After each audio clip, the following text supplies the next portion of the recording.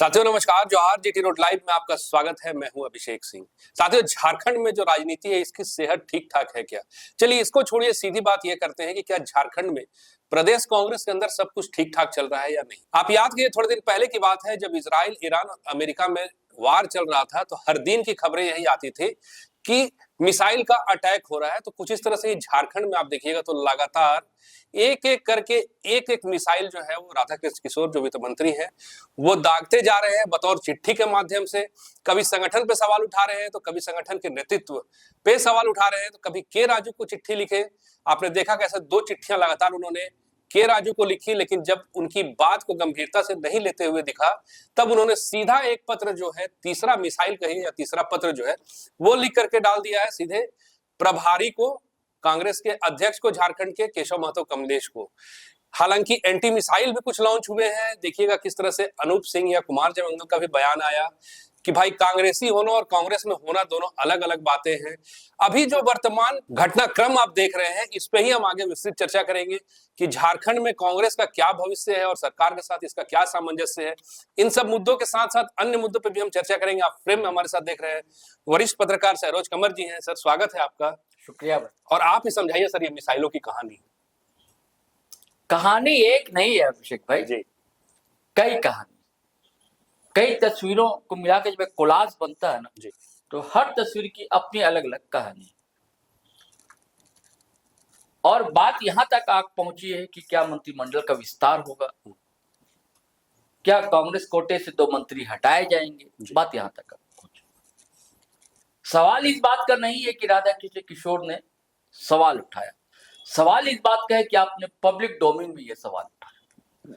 आप सवाल उठा सकते थे, आप पार्टी फोरम पर उठा सकते थे, आप बैठक में इस बात को रख सकते थे, या पत्र भी भेजते तो सार्वजनिक करने की क्या जरूरत, सार्वजनिक करने की क्या जरूरत थी आपको जी। पब्लिक डोमेन में सोशल साइट पर लाने की क्या जरूरत थी।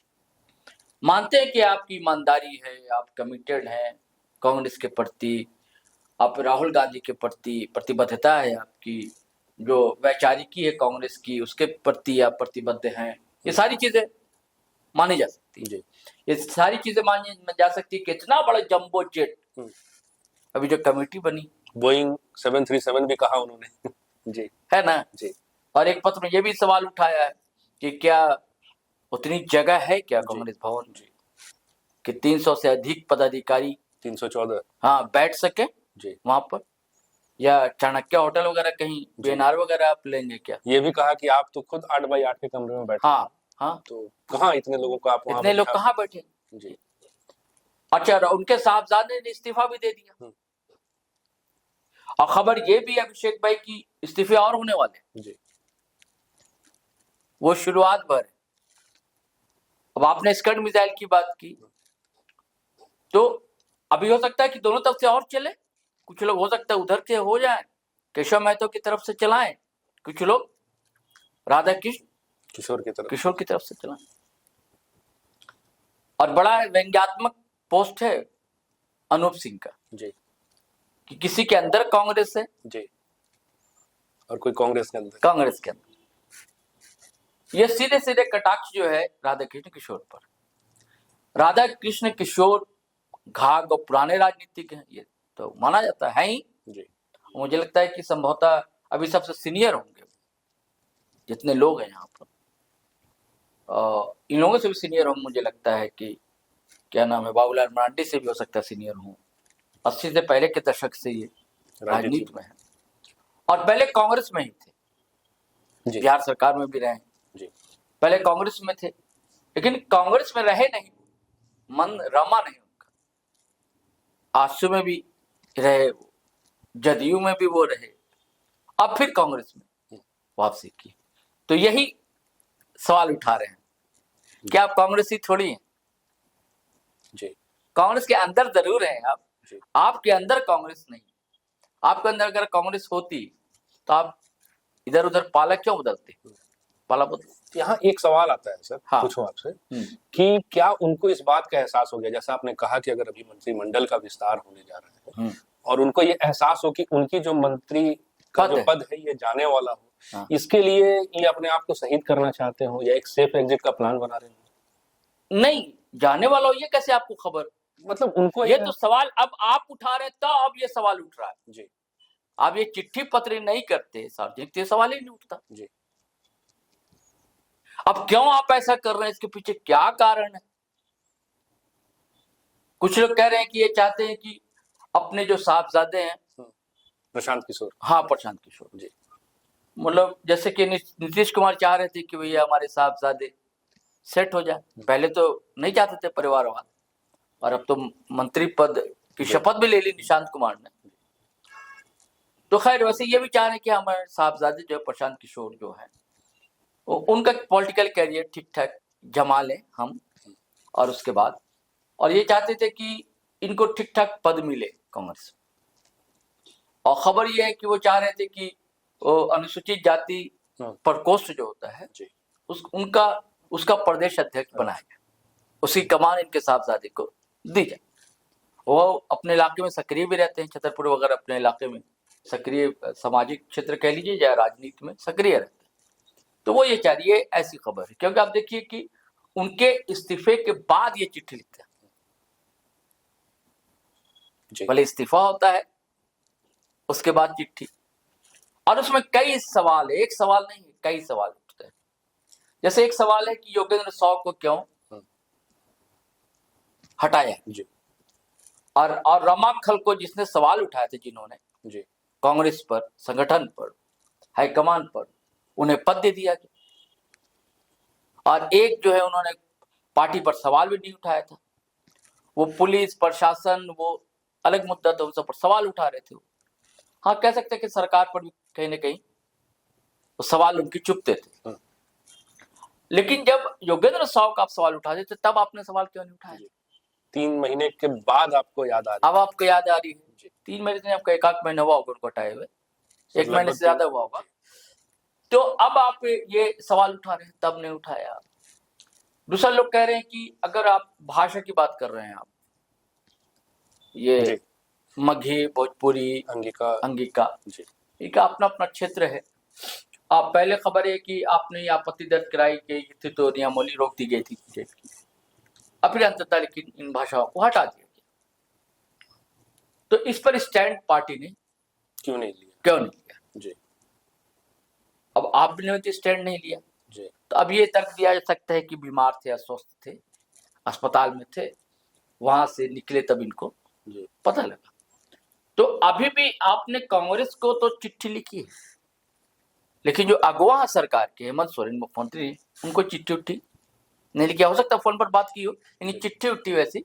यहाँ एक अपडेट है सर, हाँ क्यों कैबिनेट का निर्णय है। नहीं अभी जो पार्टी के महासचिव हैं झारखंड मुक्ति मोर्चा के सुप्रिया भट्टाचार्य, इन्होंने भी इस मुद्दे पे इस बात को रखा है कि आपको सरकार ने चुना है, 2029 तक का स्पष्ट जनादेश दिया है, तो आप उन नीतियों पे काम कीजिए। पार्टी के अंदर ही पार्टी पे आरोप लगाना, क्योंकि ये मामला सीधे सीधे सरकार से जुड़ा हुआ है, ये जो 3 भाषाओं को ये सब है ना सरकार से जुड़ा हुआ, तो इसको लेकर के झारखंड मुक्ति मोर्चा भी रेस होता दिख रहा है सर। सीधा सीधा आरोप लग रहे हैं सर, बयान भी आ रहे हैं कि भाई ये सब सार्वजनिक मंचों पे बात करना ये बिल्कुल नहीं होना चाहिए। तो पहले कहा ना कि आपको सवाल उठाना चाहिए था तो पार्टी बैठक में उठाते, पार्टी के बीच उठाते आप तो अब वो तो सहयोगी दल है ना भाई, नेतृत्व तो जेएमएम कर रहा सरकार का, तो वो तो सवाल उठाएगा, उनका कहना वाजिब है पूरे भट्टाचार्य का।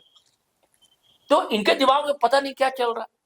देखिए अब तक ये बात आ रही थी कि इरफान अंसारी का पत्ता कट सकता है, लेकिन वो मामला एकदम ठंडा पड़ गया, आप देख रहे है ना।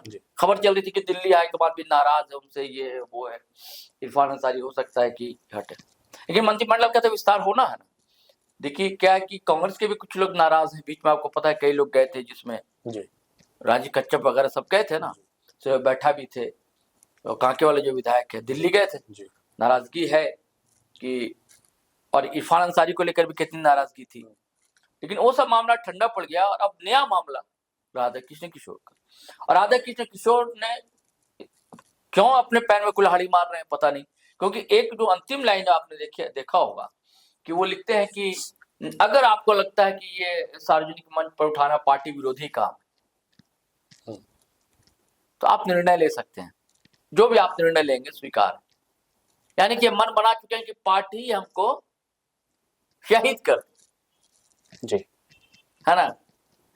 एक सीनियर पत्रकार है, उन्होंने फोन पर बातचीत उनसे की और पूछा तो बोले कि मैं क्यों इस्तीफा दूंगा। यानी कि इंतजार कर रहे हैं कि पार्टी हमको हटा दे या शहीद कर दे। इसके दो फायदे हैं, अगर पार्टी हटाती है तो इनकी विधायकी बची रहेगी, विधायकी इनकी नहीं जाएगी, मंत्री पद जो है इनका जा सकता है। लेकिन ऐसा कर क्यों रहे हैं, सवाल इस बात का है, क्या कहीं किसी से बातचीत हो रही है उनकी, क्या पाला बदलने का मन है, क्यों ऐसा उनके दिमाग में चल रहा है, या प्रेशर पॉलिटिक्स है कि अपने बेटे को एडजस्ट कराएं, या उन्हें कुछ अंदर खाने से कुछ खबर लगी होगी कि कहीं मंत्रिमंडल विस्तार में उनका, जो आपने पहले बात कही कि पत्ता तो नहीं कटने वाला है। लेकिन अब तक तो ऐसी कोई बात नहीं रही। देखिए, अगर नाराजगी होती थी, आप देखिए अस्वस्थ थे, सभी लोग गए, मिजाज पुरसी जिसे हम लोग कहते हैं उर्दू लहजे में, उनका हाल चाल लेने के लिए सभी लोग गए। सेंटर हॉस्पिटल में जब सीएम भी तो गए ना, हाँ, सभी लोग गए आपको मिलने जुलने को। ऐसी बात होती तो कोई, और अचानक से इधर हर सवाल होता है कि टाइमिंग का। उधर दिल्ली गए हैं सो रहे है ना, उनका दिल्ली जाना, इधर ये सब सारी चीजों को होना। एक बात और सर, हाँ, कि जैसे हमने पिछले वीडियो में भी चर्चा किया लगातार कि माइनस कांग्रेस वाली जो बात चल रही थी झारखंड मुक्ति मोर्चा की सरकार में, कहीं इसका अंदेशा होना। हाँ, वही तो कह रहे, बहुत, क्योंकि अभी बहुत कुछ होना बाकी जी। अंदेशा जो आप जतला रहे हैं वो आशंका आपकी वाजिब है कि बहुत कुछ होना बाकी, राज्यसभा चुनाव है, तरह तरह की बातें चल रही जी।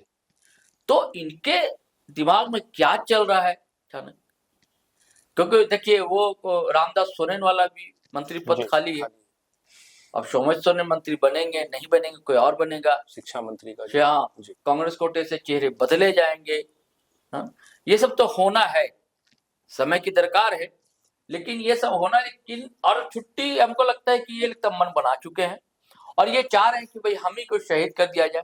अब शहीद किया जाए तो मैं कहता हूँ कि जनता के बीच जाने के लिए सवाल होना चाहिए, हम आपके लिए शहीद, हम अपने लिए नहीं। अब कैसे कहेंगे कि हम अपने बेटे के लिए जी, ये तो पब्लिक फोरम में कह नहीं सकते हैं कि अपने बेटे के खातिर हमने कुर्बानी दी है। वहां तो कहेंगे कि आपके सवालों पर, महिला आरक्षण का सवाल कह लें या भाषा का सवाल कह लें, स्टेट का, जब सारे मुद्दे हैं और की गलत निर्णय हो रहे हैं पार्टी में, है ना, ये सारे सवाल उठा सकते हैं। आरोप तो उन्होंने परिवारवाद पे भी लगाया सर जी, जैसा आपने देखा, चाहे वो सुबोधकांत सहाय, कुमार जयमंगल, इन सब पे भी लगाया कि परिवारवाद हावी है और परिवार के लोगों को ही खुश करने के लिए इतना भारी भरकम जो बोइंग 737 कमेटी है वो बनाई गई। हाँ, ठीक कह रहे हैं आप, लेकिन साथ में ये भी सवाल उठा है कि आप ये बताइए कि भाई दलित समाज से, आदिवासी समाज से, माइनॉरिटी समाज से, जनरल समाज से कितना प्रतिनिधित्व आपने दिया जी। परिवारवाद तो आपने खेला कर दिया, लेकिन इस समाज को कितना प्रतिनिधित्व दिया।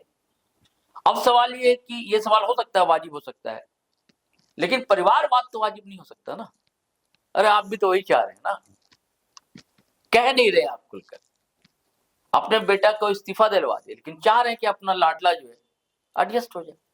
महत्वाकांक्षा कुछ और थी। हाँ, और अब ये परिवारवाद मुझे नहीं लगता है कि अभी देश की राजनीति में अब ये मुद्दा रह गया, क्योंकि भारतीय जनता पार्टी एक्सपर्ट रही इसको उठाने वाली। अब वहां भी सब लाडले जो है चुनावी मैदान में, कहीं मंत्री हैं, कहीं विधायक हैं, कहीं सांसद हैं, या भारतीय जनता पार्टी का जो गठबंधन दल है उसके भी लोग हैं, चिराग पासवान से लेकर निशांत कुमार तक देख लीजिए। तो अब ये सब सवाल, मुझे लगता है बहुत ऐसी चीजें अब देश की राजनीति में गौण होती जा रही, जैसे कि भ्रष्टाचार अब न्यू नॉर्मल हो गया।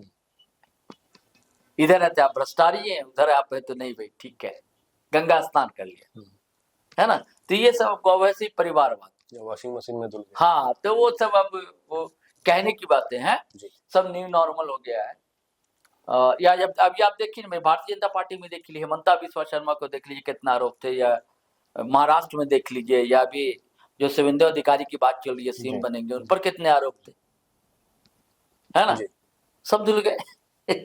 तो वो सब भ्रष्टाचार, परिवारवाद, ये सब चीजें अब एक बात अवसरवाद है, और सारे वाद खत्म हो गए, है ना। हाँ, कहाँ ठीक होना और अपना वोट बैंक के जाति धर्म के अनुसार कैसे एडजस्ट करना है उसको समझाना है। ये भी भाषा वाला भी क्यों सवाल है, वोट बैंक का सवाल है। उनके इलाके में उस बोली को बोलने वाले हैं, और आप देखिए ना, और कोई लीडर बोल रहा है कांग्रेस का, कोई और लीडर इसी का तो सवाल उन्होंने उठाया। तो सिर्फ कांग्रेस नहीं, भारतीय जनता पार्टी के भी कोई नेता बोल रहा है क्या? नहीं, कोई नहीं बोल रहा है। हाँ, वो बोल रहे हैं जो पलामू से आते हैं। केंद्रीय पार्टी नहीं, भाजपा के लीडर कायरफान जी, अच्छा, भानु प्रताप भानु प्रताप शाही, है ना, क्योंकि वहां उनका वोटर है। सिर्फ वही बोल रहे हैं, खाली वोट की राजनीति। हाँ, और दूसरे लोग नहीं बोल रहे हैं, क्योंकि और भी तो क्षेत्र हैं, कुर्मी है, आदिवासी और लोग भी थे, उनको उससे लेना देना नहीं है, चुप्पी साधे हुए। भानु प्रताप शाही के अलावा कौन भारतीय जनता पार्टी का लीडर बोला? आदित्य साहू बोले कि बाबूलाल मरांडी बोले कि चंपई सोरेन बोले या घोरदास बोले, कौन बोल रहा है? कोई नहीं बोल रहा। कांग्रेस से भी और कौन? दीपिका पांडे सिंह अभी इधर कहाँ बोली? वो बोलेंगे, लेकिन पहले आपत्ति दर्ज कराई थी। और राधा कृष्ण किशोर जी, और लोग नहीं बोलेंगे। तो हर जगह बस खाली अपना देखो, अपना वोट बैंक देखो, बस इसका खेल चल रहा है। लेकिन ये मुझे शक लग रहा है अभिषेक भाई कि कहीं ऐसा ना हो कि सारे खेल में मंत्री पद इनका चला जाए, और इसका दोष मुझे लगता है पार्टी पर या हेमंत सोरेन सरकार पर नहीं, इसके दोषी ये खुद होंगे। अब इनके मन में क्या है, क्या प्लान है, क्या खेला करने वाले हैं, ये तो भैया वही जानेंगे, बुजुर्ग हैं। और एक बार वो बोल भी चुके हैं कि मेरा ये चुनाव, जैसे नीतीश कुमार बोले थे, हालांकि फिर नीतीश कुमार चुनाव लड़ लिए लेकिन पद छोड़ दिया, तो इन्होंने ये कहा था एक बार कि हम आखिरी चुनाव है और संन्यास में लूंगा, अब राजनीति नहीं करूंगा। तो कुल मिलाकर यही चाह रहे होंगे, प्रेशर पॉलिटिक्स से अपने बच्चे को एडजस्ट करा ले, लेकिन इन सब खेला में उनका मंत्री पद ना चला जाए, इसकी आशंका। ये तो साथियों सुना आपने कि इस खेल में कहीं उनका मंत्री पद जो है वो नहीं चला जाए। हालांकि खेल तो ये हो रहा है और लगातार हमले जो है एक एक करके किए जा रहे हैं अपनी ही पार्टी पे और अपनी ही सरकार पे। अब इस पे इनके प्रति क्या एक्शन लिया जाता है या फिर इनकी बातों को गंभीरता से रखा जाता है, ये आने वाले वक्त पे साथियों। आज के लिए बस इतना ही, लेकिन जाते जाते आपसे वही आग्रह कि अगर आपने हमारे चैनल को सब्सक्राइब नहीं किया तो जरूर कर लीजिए, हमारे वीडियो को लाइक शेयर कमेंट जरूर किया कीजिए। आज्ञा दीजिए, नमस्कार, जय हिंद, जय भारत।